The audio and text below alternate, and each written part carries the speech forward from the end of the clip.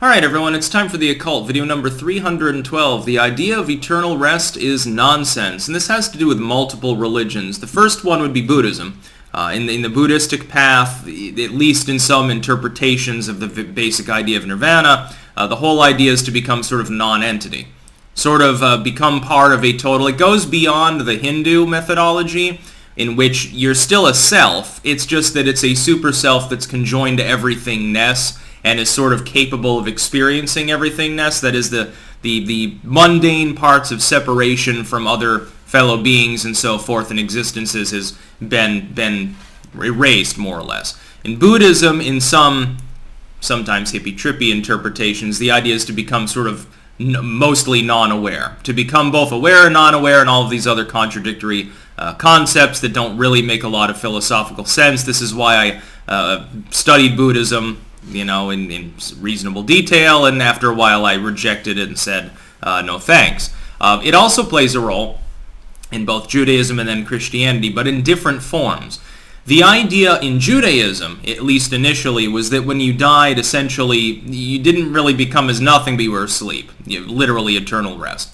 The Christians elaborated upon this basic concept, and of course this is not entirely canonical. If you read Revelation or you read any of the quasi-canonical analysis of Jesus talking about Gehenna or something like that, it's quite clear that when you die in those traditions, you're not said to disappear. You don't just sleep forever. Maybe there's a purgatory, but ultimately you're in heaven or hell, or something else happens. But there is either the restoration of the physical body or a continued existence of an ethereal body, a soul, a spirit. But it is aware.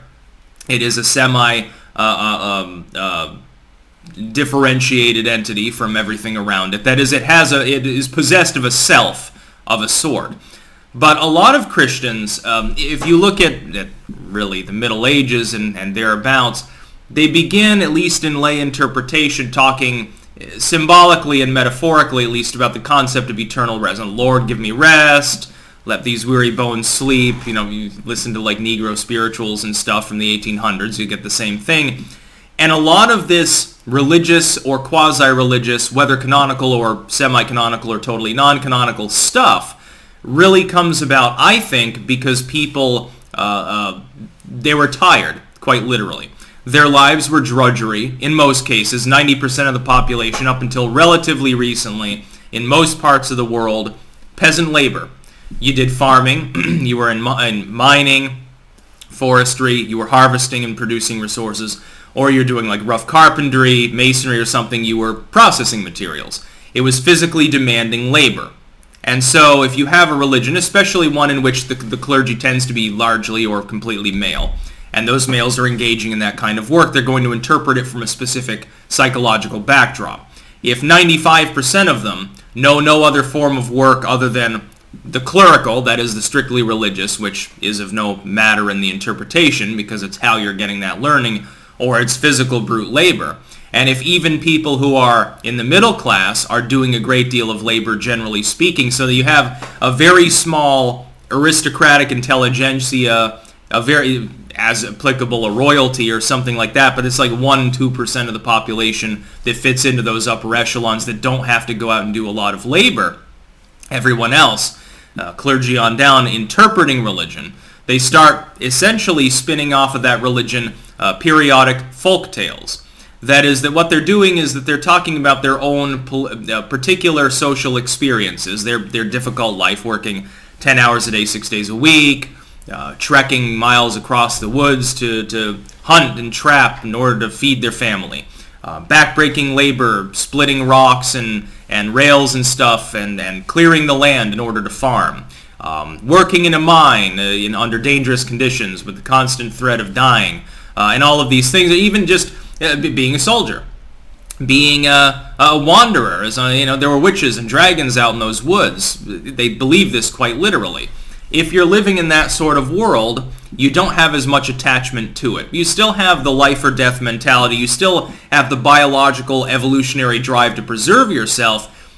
But overall, most of life was brutish. It wasn't particularly pleasant for the average person.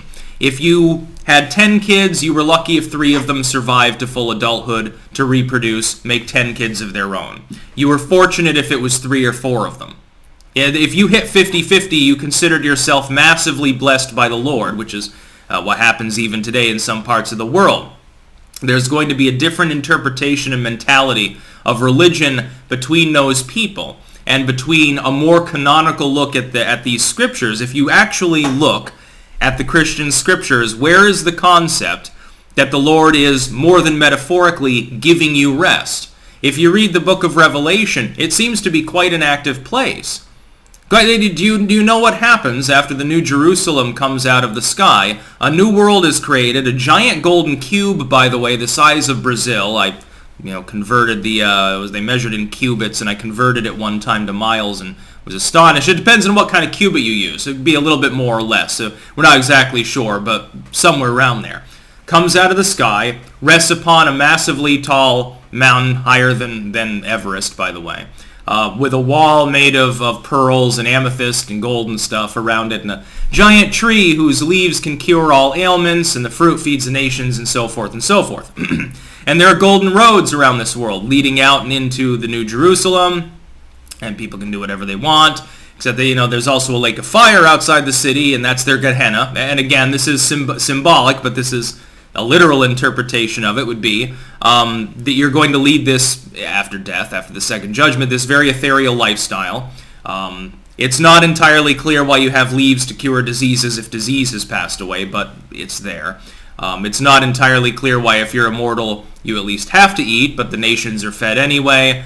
There are animals. We know this because, these people are said to be able to interact gently with the lion and the lamb alike, and all of these other things. This is not the same as sleep, now is it? It's not clear that they would need to sleep, of course, because they're in an incorruptible body.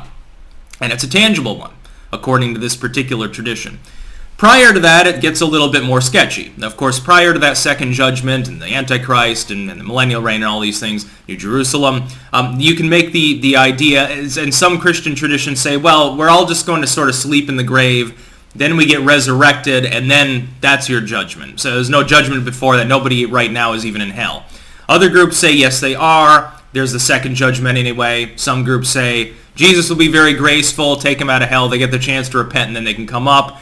Others say no, they're still damned, probably, in most cases. Some stress membership in a religion, certain works, true penitence. There's a million different interpretations. But they're not asleep. They may be short-term, but that's not their final judgment. In Judaism, that's really, the Judaistic approach is sort of more similar to the ancient Greek approach. The ancient Greeks, before they get like Elysius and some of these other tales, really, the average dead person goes to Tartarus, and it's a place where of shade and mist and fungoid, swampy gardens. It's like something out of an H.P. Lovecraft novel. If you never read anything about it before the Romans sort of reformed that to make it a little happier, the Greek underworld for the average person, unless they died valiantly in battle, they were like a really high-level philosopher or something, someone very notable, very noble. They did a lot of things that you'd want to remember them for, etc., unless they were part of the hero caste, which is what these people would be considered, sort of like the idea of dying in battle for going to Valhalla, Norse legend. Other than that, you were in this place where you might as well fall asleep because there's not really a lot to do. Just the shades of the dead roving around in the dark swamps with murky waters and endless mist and sadly interacting with one another occasionally. Other than that, there's not anything to do. And you're lucky if you don't get chewed up by Cerberus or something even trying to get there. So you might want to stay in the rocky crags on the other side of the river Styx, and it doesn't really make a difference. Or actually, it's Acheron, I believe. And then Styx is a different idea entirely. But yeah, the idea of eternal rest, even as heralded by many religions, is either culturally periodic, idiotic, or misinterpreted, typically speaking. That's about all. Peace out.